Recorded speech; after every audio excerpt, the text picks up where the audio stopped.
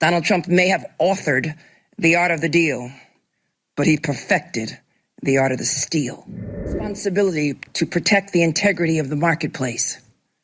And for years, Donald Trump engaged in deceptive business practices and tremendous fraud.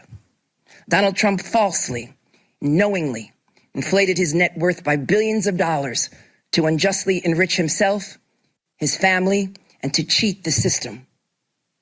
Donald Trump may have authored the art of the deal, but he perfected the art of the steal. This long-running fraud was intentional, egregious, illegal, and he did all of this with the help of the other defendants, his 2 adult sons and senior executives at the Trump Organization.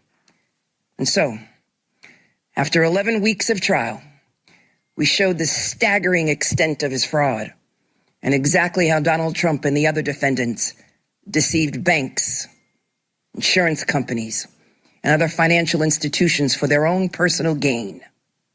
We proved just how much Donald Trump, his family, and his company unjustly benefited from his fraud.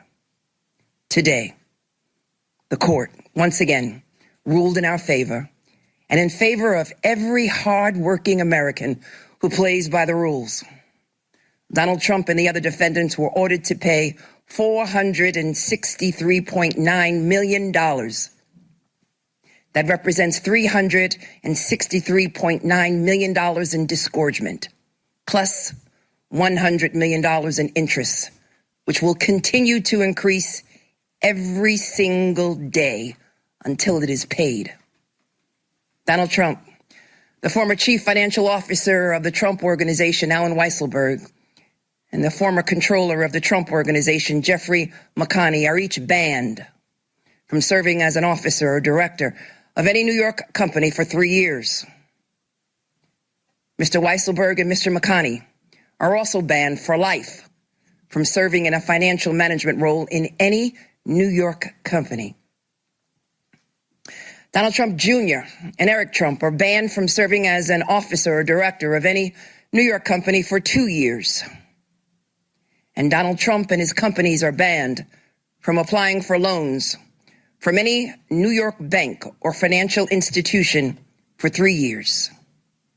A new independent director of compliance will be created at the Trump Organization to ensure the company establishes internal protocols and meets financial reporting obligations. And the current independent external monitor will continue to oversee the company's financial dealings and ensure this fraud cannot continue. I want to be clear. White-collar financial fraud is not a victimless crime. When the powerful break the law and take more than their fair share, there are fewer resources available for working people, small businesses, and families.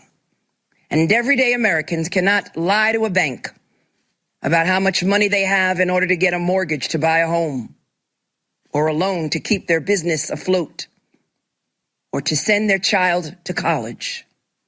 And if they did, our government would throw the book at them.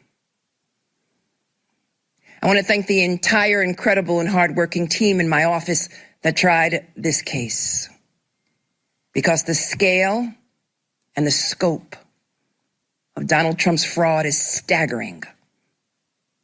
And so too is his ego and his belief that the rules do not apply to him.